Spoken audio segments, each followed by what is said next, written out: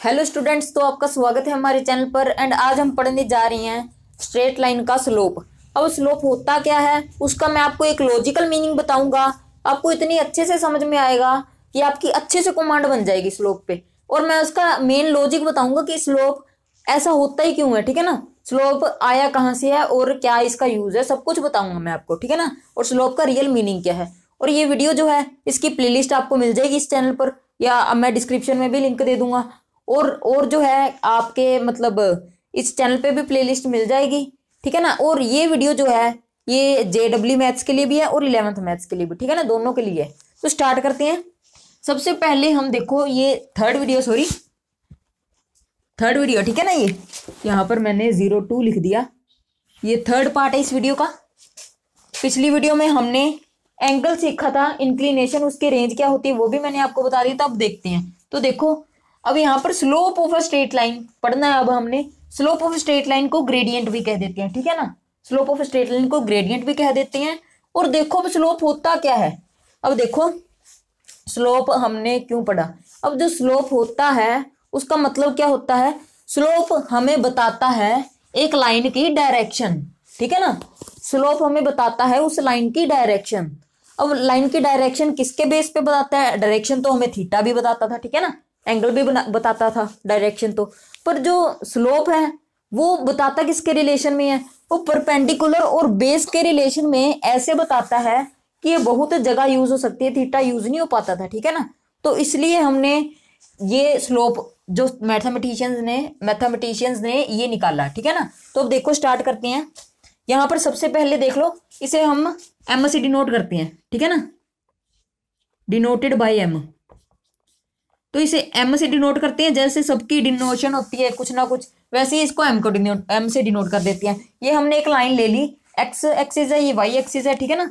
ये Y axis है और ये एक्स एक्सिस है, ठीक है ना। और ये है हमारी लाइन एल इसके ऊपर, ठीक है ना। और अब हम ये मैंने डायग्राम पहले बनाई हुई है कि आपका टाइम वेस्ट ना हो, ठीक है ना। अब यहाँ पर देखो ये जो थीटा यहाँ पर बनेगा, ठीक है ना। अब यहाँ पर इसका स्लोप होता क्या, पहले ये डिस्कस करते हैं। अब यहाँ पर देखो स्लोप क्या होगा। स्लोप ऑफ एल क्या होगा। देखो स्लोप ऑफ एल डिनोट किससे करेंगे, हम एम से डिनोट करेंगे, ठीक है ना। और एम क्या होगा वो देखो बाप, एम क्या होगा, टेन थीटा। अब टेन थीटा ही क्यों होगा वो भी मैं आपको बताता हूं, ठीक है ना। टेंशन बिल्कुल नहीं लेनी है, सब चीजें आपको बताऊंगा। इसे हम कर लेते हैं बक्से में बंद, क्योंकि ये बहुत ही जरूरी बात है, ठीक है ना। तो यहां पर देखो ये है हमारा स्लोप क्या होगा, m equal to tan theta. अब टेन थीटा क्यों होगा, अब यहां पर देखो सबसे पहले मुझे ये बताओ टेन होता क्या है। टेन इज या इज इक्वल टू लिख दो, कोई बात नहीं, ठीक है ना। Tan theta is equal to perpendicular upon base होता है कि नहीं होता। अगर आपकी ट्रिग्नोमेट्री अच्छी है, ठीक है ना, तो आप सीधा बता दोगे। नहीं तो जल्दी से हमारी ट्रिग्नोमेट्री की प्लेलिस्ट भी आपको मिल जाएगी इस चैनल पर, वो जाकर देख लो, ठीक है ना। Tan theta perpendicular upon base होता है। और अब यहाँ पर मैथमेटिशियंस ने पर टेन थीटा ही क्यों लिया स्लोप निकालने के लिए, ठीक है ना। वो कहते हैं थीटा का टेन ले लो आप, वो क्या आ जाएगा, आपका स्लोप आ जाएगा। पर उन्होंने टेन थीटा ही क्यों लिया, इतनी सारी रेशियोज थी, साइन थी, कोस थी, है ना, टेन, कोट, सेक, कोसिक, कुछ भी ले लेते, पर टेन ही क्यों लिया वो मैं अब आपको बताता हूँ। इसका मीनिंग क्या है, टेन थीटा ही क्यों लिया। अब ये देखो ये होता क्या है, परपेंडिकुलर और बेस, ठीक है ना। अब यहाँ पर देखो एक लाइन एक यहाँ पर एक्स एक्सिस है और ये वाई एक्सिस है, और यहाँ पर देख लो ये लाइन जा रही है, ठीक है ना, ये जा रही है हमारे पास लाइन, ठीक है ना। अब हमने परपेंडिकुलर अपॉन बेस क्यों लिया, यहाँ पर देखो। अब यहाँ पर समझ लो यहां से लेकर यहां तक जो है हमने एक लाइन सेगमेंट उठा लिया, ठीक है ना। ए बी लाइन सेगमेंट उठा लिया, हमने ले लिया। अब ये देखो इसकी डायरेक्शन जो है या जो इसका थीटा है ना, वही सारी लाइन पे थीटा सेम ही होगा ना। कोई भी दो पॉइंट्स उठा लो, रहेगी लाइन वही वाली, ठीक है ना, लाइन वही रहेगी। अब यहाँ पर देखो, यहाँ पर इसका परपेंडिकुलर उठा लो और बेस उठा लो। अब यहाँ पर देखो इसका परपेंडिकुलर उठा लिया, बेस उठा लिया। अब जो परपेंडिकुलर अपॉन बेस करके जो हमारे पास रेशियो आएगी ना, वो इसका स्लोप बता देगी, ठीक है ना। अब स्लोप ये देखो, अब यहाँ पर देखो अगर परपेंडिकुलर हमारा छोटा हुआ, ठीक है ना, अगर हमारा परपेंडिकुलर छोटा हुआ ठीक है ना। यहाँ पर देखो, पहले जो हमारा स्लोप होता है वो बताता क्या है हमें, वो बताता है कि एक जो लाइन है ना, वो कितनी आड़ी है, ठीक है ना, कितनी टेढ़ी है। ये देखो, ये लाइन कितनी टेढ़ी है कि अगर यहाँ पर हम एक बोर्ड रखें तो वो कितनी जल्दी फास्ट हो जाएगी, ऐसे स्लोप कुछ बताता है, ठीक है ना। आगे फिजिक्स में भी यूज होगा और डेरिवेटिव वगैरह में भी चैप्टर्स में यूज होगा। तो यहाँ पर जो स्लोप है वो हमें बताएगी कि जो जा रही है, जो लैंड है हमारी, वो कितनी टेढ़ी है, या लैंड समझ लो या आप समझ लो लाइन। वो लाइन अगर बिल्कुल स्ट्रेट है तो स्लोप बिल्कुल जीरो होगा, और जैसे जैसे हम लाइन टेढ़ी करते जाएंगे ज्यादा, है ना, तो स्लोप हमारा बढ़ता जाएगा, ठीक है ना। और यहाँ पर जो स्लोप है नेगेटिव आना शुरू हो जाएगा, मैं वो भी आपको बताता हूँ। अब ये परपेंडिकुलर अपॉन बेस ही क्यों लिया? अब देखो, अगर परपेंडिकुलर कम होता तो कुछ ऐसा बनता ट्रायंगल, और ऐसी लाइन जाती है ना। और परपेंडिकुलर अगर कम होता तो ठीक है। अब यहाँ पर देखो, परपेंडिकुलर कम तो यहाँ पर वो भी कम हो जाएगा हमारा, ठीक है ना, tan थीटा भी कम हो जाएगा, है ना। और यहाँ पर स्लोप भी कम ही है, ठीक है ना, कम ही लग रहा है ना आपको स्लोप, क्योंकि ये ज्यादा टेढ़ी नहीं है लाइन। मतलब tan थीटा इसलिए सेट किया कि अगर परपेंडिकुलर कम होगा तो जो लाइन है वो हमारी ज्यादा टेढ़ी नहीं होगी, है ना, सीधी सी होगी लाइन, तो tan थीटा भी कम हो जाएगा। कि tan थीटा और बेस अगर हमारा कम होगा तो लाइन ज्यादा ऊपर को जाएगी, ठीक है ना। बेस यहाँ पर इतना हो गया समझ लो, ठीक है ना। तो यहाँ पर देखो, यहाँ पर और इतना ये रहा, ठीक है ना, तो लाइन ज्यादा ऊपर को जाने लग जाती है, ठीक है ना। तो इस हिसाब से हमने tan थीटा नहीं थीटा, ठीक है ना, tan थीटा इस हिसाब से हमने लिया ताकि अगर हमारे लाइन जितनी टेढ़ी हो उस हिसाब से ही tan थीटा भी बढ़े, ठीक है ना। तो स्लोप का ये है रियल मीनिंग। ज्यादा लंबी नहीं करते हैं वीडियो को, बस इतना ही करवाना था, ये बाद में अब करेंगे। अब यहाँ पर देखो, अब यहाँ पर एक दूसरा मेथड भी होता है tan थीटा निकालने का। जैसे कि अगर हमें थीटा गिवन है, तो हम निकाल लेंगे tan लेके, उसका tan थीटा निकाल लेंगे, ठीक है ना, तो हमें स्लोप मिल जाएगा। पर अगर हमें निकालना हो परपेंडिकुलर अपॉन बेस की सहायता से, जैसे कि हमें पता ही है tan थीटा क्या होता है, परपेंडिकुलर अपॉन बेस होता है। तो ये तो जरूरी नहीं है ना कि थीटा से ही निकले, परपेंडिकुलर अपॉन बेस से भी निकल सकता है। अगर हमने एक लाइन के 2 पॉइंट ले लिए, लाइन के ऊपर वही लाइन रहेगी ना, कोई चक्कर नहीं पड़ेगा ना, ये तो आपने सीखा ही होगा। कोई भी 2 पॉइंट ले लो लाइन के ऊपर, वही लाइन ही रहेगी, ठीक है ना। तो कोई भी 2 पॉइंट हमने उठाए ए बी, तो हमने क्या सोचा कि tan थीटा जो होता है वो परपेंडिकुलर अपॉन बेस होता है, परपेंडिकुलर अपॉन बेस तो होता है, ठीक है ना। और अगर हम परपेंडिकुलर पता लग जाए और बेस पता लग जाए tan थीटा तब भी आ जाएगा। अब वैल्यू थोड़ी ना इधर उधर हो जाएगी, वैल्यू तो वही रहेगी, tan थीटा की वैल्यू जितनी आएगी उतनी ही परपेंडिकुलर बेस की आएगी, ठीक है ना। तो उन्होंने साइंटिस्ट ने क्या सोचा, हम क्या ले लेते हैं कि दूसरा मेथड निकाल लेते हैं कि अगर हमें थीटा ना गिवन हो और हमें गिवन हो 2 पॉइंट अगर हमें गिवन हो तो हम कैसे निकाल लें, ठीक है ना। तो उसका भी हमें फॉर्मूला पता होना चाहिए, ठीक है ना। तो अब यहाँ पर देखो, हमें 2 पॉइंट पता है ए बी, ठीक है ना। अब यहाँ पर हमने ट्रायंगल क्यों बनाई है सब कुछ बताएंगे आपको। अब यहाँ पर देखो, ये ए बी है ना, एंड पे मैं आपको स्लोप को इससे भी अच्छी डेफिनेशन बताऊंगा, ठीक है ना, जो आपका कंसेप्ट क्लियर कर देगी पूरा। अब यहाँ पर देखो, ए बी है ना, ये लाइन ए बी जा रही है लाइन, तो लाइन तो वही रहेगी ना, कोई भी पॉइंट ले लिए, ये x1, y1 कोऑर्डिनेट ले लिए इसके, ये x2, y2 ले लिए, ठीक है ना। अब यहाँ पर देखो आप, जो x पे ये लाइन बड़ी कितनी बड़ी है, यहाँ पर देखो a से लेकर b तक x कोऑर्डिनेट के हिसाब से कितनी बड़ी है लाइन,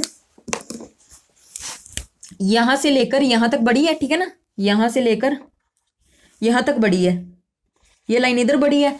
और ये जो y कोऑर्डिनेट के हिसाब से y1 से लेकर y2 तक बड़ी है, y1 से लेकर y2 तक, ठीक है ना।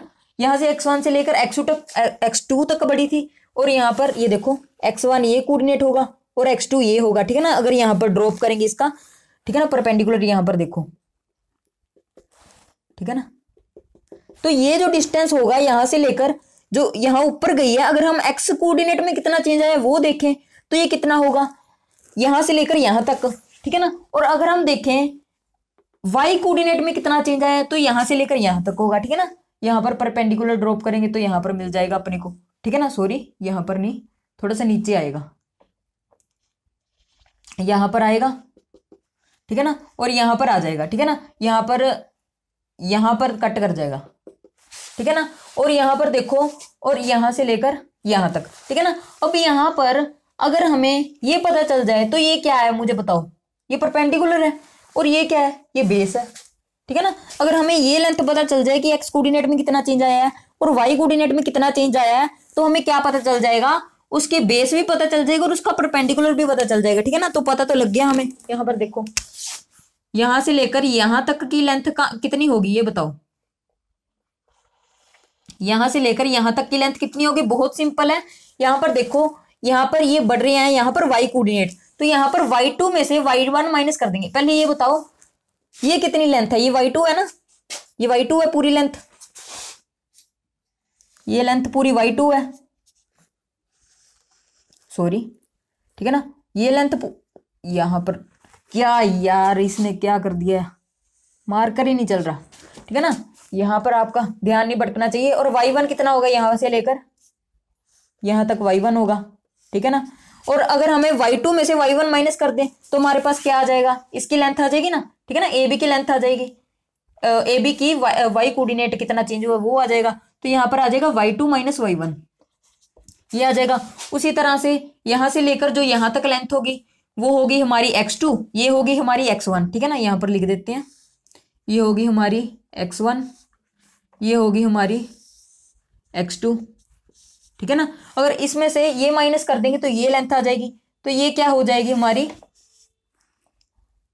ठीक है ना, यहां पर देखो ये हो जाएगी हमारी, एक मिनट, ठीक है ना, ये हो जाएगी हमारी, यार एक काम ही खराब हो रहा है सारा, एक तो बहुत भीड़ हो गई है यहाँ पर। ठीक है ना, तो आप बिल्कुल भी इंटरेस्ट आपका खत्म नहीं कर रहा हूं मैं, बिल्कुल अब ध्यान से देखना। ठीक है ना, अब यहाँ पर देखो, यहां से लेकर यहां तक y2 sorry x2 minus x1 हो जाएगी, यहां तक x2 माइनस x1। ठीक है ना, ठीक है ना, यहां से लेकर यहां तक x2 माइनस x1 हो गई। तो अब यहां पर हमें क्या मिल गया, ये आ गया परपेंडिकुलर, ये आ गया बेस, तो हमें क्या मिल गया, परपेंडिकुलर अपॉन बेस, बस यही चाहिए था। अब ये देखो tan थीटा कितना होगा, परपेंडिकुलर अपॉन बेस। अब परपेंडिकुलर कितना है, परपेंडिकुलर है y2 minus y1 upon x2 minus x1।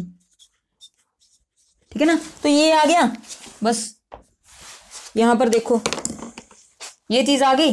अब यहां से सीधा हमें पता चल गया कि स्लोप क्या आ जाएगा हमारा, यहां पर लिख देते हैं, स्लोप कितना आ गया, m कितना आ गया यहाँ से y2 minus y1 upon x2 minus x1।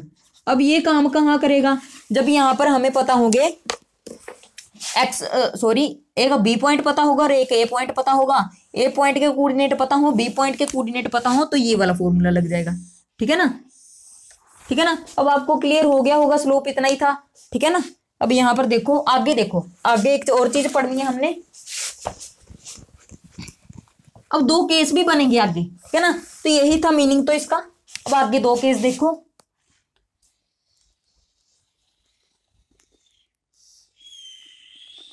ठीक है ना, अब यहां पर देखो केस 1 क्या होगा, अगर इसकी लाइन जो है पैरेलल हो जाए, ठीक है ना, हॉरिजॉन्टल लाइन बन जाए, तो उसका जो है एंगल क्या होगा, ठीक है ना, उसका एंगल नहीं सॉरी उसका स्लोप क्या होगा। ठीक है ना, तो यहां पर दो पॉइंट्स बना देते हैं, slope of horizontal lines, horizontal lines. अब देखो स्लोप कितना होगा हॉरिजॉन्टल लाइंस का, स्लोप ऑफ हॉरिजॉन्टल लाइंस क्या होगा, यहां पर देखो, यहां पर बनाई हमने, सॉरी यहां पर देखो, यहां पर बनाई हमने वाई एक्सिस, ज्यादा बड़ी होगी, इतनी बड़ी की जरूरत नहीं है। ठीक है ना, यहां बनाई हमने वाई एक्सिस, यहां बनाई हमने एक्स एक्सिस। देखो अब यहां पर जैसे लाइन हमारी जा रही है ऐसे, ठीक है ना, कहीं भी जा रही है, तो हमें पता ही है एक चीज, तो थीटा क्या होगा इस केस में, थीटा इज इक्वल टू 0, है ना, यही होगा थीटा तो, है ना। और एक और चीज पता है, अगर हमें इसे टू पॉइंट लेकर भी सोल्व करें तो भी, ठीक है ना, आंसर सेम आएगा, वो मैं आपको प्रूव करवाना चाहता हूँ। और ये दो केस जहां पर आपको दिख जाए तो आप सीधा आंसर भी निकाल सकते हैं। ठीक है ना, स्लोप कितना होगा सीधा बताना है आपने। ठीक है ना, अब यहां पर देखो, अब यहां पर जो है, यहां पर एक पॉइंट होगा ए, ये कौन से कोऑर्डिनेट, ये कौन सी एक्सिस है, वाई एक्सिस, तो वाई कोऑर्डिनेट जो है इनका सेम, सॉरी जो एक्स कोऑर्डिनेट है वो चेंज हो ही जा रहा है इसका, है ना, यहां से लेकर माइनस इन्फिनिटी से लेकर इन्फिनिटी तक चेंज हो ही जा रहा है, पर उसके साथ ही जो वाई कोऑर्डिनेट है वो ए ही रह रहा है। ठीक है ना, ए ही है, या आप इसे एक्स ले लो, ठीक है ना, सॉरी y ले लो इसे, ठीक है ना। अब यहाँ पर एक सेम ही कोऑर्डिनेट रहेगा y, तो अब यहाँ पर देखो इसके कोऑर्डिनेट कौन से आ जाएंगे, x2 कोमा y, और यहाँ पर आ जाएगा x1 कोमा y, ठीक है ना। y कोऑर्डिनेट सेम ही रह रहा है, ठीक है ना। तो थीटा 0 डिग्री है, तो यहाँ पर देखो अगर हम यहाँ से निकालना चाहें कि हमारा स्लोप क्या होगा, m इक्वल टू कितना होगा, tan 0 डिग्री, tan 0 आपको पता है 0 होता है, तो स्लोप कितना आ गया हमारा 0, ठीक है ना। और अगर हम इसे दूसरे मेथड से निकालना चाहें तो यहाँ पर देखो m equal to y2 minus y1 upon x2 minus x1, ठीक है ना। और ये कितना हो जाएगा y2 minus y1 y minus y upon x2 minus x1, y minus y 0 upon, ठीक है ना, x2 minus x1 0 upon something 0 ही होता है, ये तो आपको पता ही है, ठीक है ना। तो स्लोप यहाँ से कितना आ गया 0, दोनों केसेस में 0 आ रहा है स्लोप, ठीक है ना। तो यहाँ से आपको पता लग गया होगा कि स्लोप ऑफ हॉरिजॉन्टल लाइंस कितना होता है 0, ठीक है ना। यहाँ पर ये 0 आ गया, ठीक है ना। तो इससे आपको पता चल गया slope of horizontal lines always 0 होता है। तो आगे चलते हैं जल्दी से, यहाँ पर देखो यहाँ स्लोप ऑफ वर्टिकल लाइंस लिखते हैं, ठीक है ना। Vertical lines, slope of vertical lines कितना होता है, जल्दी से डायग्राम बनाते हैं, ठीक है ना। और यहाँ पर देखो, अब यहाँ पर देखो, अब यहाँ पर वर्टिकल लाइन कोई कुछ ऐसे जा रही होगी, यहाँ पर देखो ऐसे जा रही होगी वर्टिकल लाइन, ये कुछ पॉइंट x मान लेते हैं क्योंकि x कोऑर्डिनेट इसका सेम रहेगा, x कोऑर्डिनेट इसका सेम रहेगा। और यहाँ पर a ले लो, a में x तो सेम रहेगा, y कोऑर्डिनेट चेंज होगा, x कोऑर्डिनेट b में भी सेम ही रहेगा क्योंकि x चेंज हो ही नहीं रहा ना, यहाँ पर x एक ही है, यहाँ x एक ही रहेगा, y2 हो जाएगा, y तो चेंज होता रहेगा कुछ भी हो, y2 से हमने करना क्या है ना। तो हमने तो स्लोप फाइंड करना है। यहाँ पर थीटा कितना होगा, theta is equal to 90 degree, इतना पता हमें, थीटा 90 हो गया। अब यहाँ पर देखो हमारा स्लोप कितना होगा, m is equal to tan 90 degree. tan 90 degree क्या होता है, नॉट डिफाइंड, ठीक है ना, नॉट डिफाइंड। ये आपको आती होनी चाहिए, ट्रिग्नोमेट्री के बिना नहीं चलेगा ये, ठीक है ना। तो यहाँ पर देख लो, यहाँ पर ये आ गया। अगर हम इसे दो पॉइंट अगर हमें गिवन है उससे हम निकालना चाहें तो क्या आएगा, यहाँ पर देखो उससे स्लोप क्या आएगा, y2 माइनस y1 तो है हमारे पास, ठीक है ना, y2 minus y1 upon x2 minus x1, x2 minus x1, x minus x equal to y2 minus y1 upon 0, ठीक है ना, अपॉन सॉरी 0 बीच में लिखते हैं। और ये क्या हो गया, नॉट डिफाइंड, नॉट डिफाइंड, ठीक है ना। अब यहाँ पर देखो इससे क्या आ गया स्लोप हमारा, यहाँ पर स्लोप ही लिख देते हैं, ठीक है ना। स्लोप कितना आ जाएगा, यहाँ पर स्लोप, यहाँ पर भी स्लोप लिख देते हैं, स्लोप कितना आ जाएगा इससे, नॉट डिफाइंड, ठीक है ना। तो इससे आपको पता चल गया कोई हॉरिजॉन्टल लाइन अगर आपको दी हुई है तो उसका स्लोप कितना होता है, हॉरिजॉन्टल लाइन दी हुई है तो उसका स्लोप होता है 0, और वर्टिकल लाइन दी हुई है अगर आपको तो उसका स्लोप क्या होता है, नॉट डिफाइंड। तो आगे चलते हैं जल्दी से, अब आपको बहुत ही सिरा अच्छे डेफिनेशन करवाने जा रहा हूं मैं आपको, ठीक है ना। अब यहाँ पर देखो, अब यहाँ पर देखो, ठीक है ना। अब यहाँ देखो, यहाँ पर हमारी X axis sorry Y axis, यहाँ पर हमारी एक्स एक्सिस। अब यहाँ से जा रही है कोई लाइन, ठीक है ना, यहाँ से मान लो एक लाइन जा रही है, ये जा रही है एक लाइन। अब इसका रियल मीनिंग क्या होता है, स्लोप का मीनिंग होता है कि यहाँ पर देखो हमने क्या किया, y2 minus y1 upon x2 minus x1, ठीक है ना। हमने परपेंडिकुलर अपॉन बेस किया जनरली, ये देखो परपेंडिकुलर अपॉन बेस किया हमने। और जब हमने परपेंडिकुलर अपॉन बेस किया तो ये चीज जब हम ग्राफ्स पढ़ेंगे ना, डेरिवेटिव वगैरह चैप्टर करेंगे, तो ये चीज बहुत ही ज्यादा सहायक होती है। स्लोप बहुत बहुत आपके काम आएगा, 11th में भी 12th के भी बहुत सारे चैप्टर्स में, ठीक है ना। तो आगे कैलकुलस में ये बहुत ही अच्छी चीज यहाँ से शुरू होती है कि यहाँ पर देखो स्लोप बहुत ही आगे काम आएगा आपके, कि ये परपेंडिकुलर अपॉन बेस क्यों होता है। यहाँ पर देखो इससे हमें पता चलता है कि इसमें ग्राफ में जो ग्राफ्स बनते हैं ना कंपनी में ग्रोथ कितनी हो गई है, हमारी सेल्स कितनी बढ़ गई हैं, कितनी कम हो गई हैं, सब कुछ इसी से पता चलेगा आपको, ठीक है ना, सब कुछ इसी से पता चलेगा। अब यहाँ पर देखो, अब यहाँ पर परपेंडिकुलर अपॉन बेस होता है। अब परपेंडिकुलर देखो आपका परपेंडिकुलर होगा ऊपर और नीचे बेस होगा। अगर आपका परपेंडिकुलर एक बढ़ रहा है और बेस उसके हिसाब से, मतलब यहां पर देखो, ये आपको बताएगा क्या, ये आपको बताएगा कि एक्स के एक चेंज होने पर वाई कितना चेंज हो रहा है, ये आपको बताएगा। ठीक है ना, इसका मतलब है एक्स अगर एक चेंज होगा तो वाई उसके हिसाब से कितना चेंज होगा। तो परपेंडिकुलर जो आएगा हमारा ऊपर आएगा, ठीक है ना, और नीचे हमारा बेस आएगा। बेस क्या होता है, x2 minus x1, x2 minus x1, यहाँ पर आ जाएगा y2 माइनस y1। तो यहाँ पर देखो y हमारे पास यहाँ पर कुछ y आ जाएगा, यहाँ पर कुछ x आ जाएगा। अब यहाँ पर जब आप पूरी के पूरी डिवाइड कर दोगे खत्म, तो आपके पास नीचे क्या रह जाएगा, यहाँ पर समझ लो आपके पास रह गया स्लोप, m रह गया। स्लोप के नीचे जो 1 रह जाएगा ना, उसका क्या मतलब है, आपको डिवाइड में आपको वैसे बताते नहीं है, उसका मतलब होते हैं पर यूनिट। जब आप डिवाइड करते हो ना, पर यूनिट रह जाएगा, पर 1x जो ऊपर बचेगा स्लोप, वो कितना चेंज हो रहा है, y एक यूनिट x चेंज होने पर। अब यहाँ पर देखो, अगर हमारा यहाँ पर देखो, यहाँ पर हमारा x था और यहाँ पर, ठीक है ना, यहाँ पर पॉइंट होगा एक, यहाँ पर, ठीक है ना, और यहाँ पर एक पॉइंट ले लेते हैं, ठीक है ना। अब समझ लो यहाँ पर हमने x 1 बढ़ाया, y क्या हो गया 2, x यहाँ पर 2 किया, यहाँ y कितना हो गया 4। समझ गए ना आप,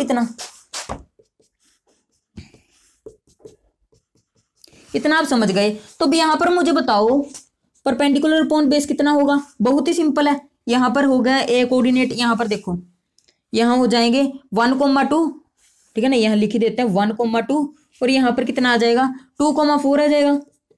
और यहाँ पर जब आप perpendicular upon y2 minus y1 upon x2 minus x1 लगाओगे, सॉरी 4 माइनस 2 2 आ जाएगा, अपॉन 2 माइनस 1 1 आ जाएगा, 2 आ गया आंसर। अब ये बताता क्या हमें, 2 क्या बताता है हमें, 2 बताता है कि x जब एक चेंज होगा, x जब 1 चेंज होगा, ठीक है ना, जब x एक यूनिट बढ़ेगा तो y उसमें कितना चेंज होगा। अब यहाँ पर देखो, हमने x 1 बढ़ाया, 1 से 2 किया, उसमें 2 प्लस हो गया ना, बस प्रैक्टिकल मीनिंग यही है, यही तो मीनिंग है स्लोप का, और क्या मीनिंग। तो आपने अगर मेरी पूरी वीडियो देखी है ना, जिन्होंने छोड़ दी बीच में उनको तो फायदा नहीं हो, थोड़ी सी बड़ी जरूर होगी ये वीडियो, पर ये जो मीनिंग है ना, ये आपको कोई नहीं बताएगा, मैं बता रहा हूँ आपको। अब यहाँ पर देखो, यहाँ पर इसकी मैं डेफिनेशन बताता हूँ आपको, स्लोप की डेफिनेशन क्या होती है। ये थोड़ी सी ना ये इस चैप्टर से रिलेशन में मतलब तो है, तो पर ये सही स्लोप की डेफिनेशन आपको डेरिवेटिव में दिखेगी, मतलब ठीक है ना। यहाँ पर देखो, rate of change of Y in accordance to X, मतलब वो कहते हैं चेंज कितना होएगा वाई अकॉर्डेंस में, एक्स के अकॉर्डेंस में, ठीक है ना। एक्स अगर एक यूनिट चेंज होगा तो वाई कितना चेंज होगा। यहाँ पर देखो, इन ब्रीफ क्या कहते हैं हम, change in Y with respect to change in 1 unit X, मतलब एक वाई कितना चेंज होगा एक यूनिट एक्स चेंज होने पे, ठीक है ना। ये चीज हमने फॉलो करनी है, ये मतलब होता है, ठीक है ना, वाई कितना चेंज होगा एक्स के एक चेंज होने पर। बस इतना ही था हमारा चैप्टर, एंड ये आपके 11th में बहुत ही अच्छी लगेगी आपको, ये वीडियो बहुत ही अच्छी लगी होगी। और ये 11th के लिए बहुत ही बढ़िया जो है मैंने करवा दिया है स्लोप सारा। और JEE अगर आप कर रहे हो तो JEE की हम पूरी तैयारी करवाएंगे। एंड थैंक यू, एंड आप कमेंट्स भी कर देना अगर आपको ये वीडियो अच्छी लगे, ठीक है ना। तो आप ये सारा नोट कर लो, एंड बाय बाय।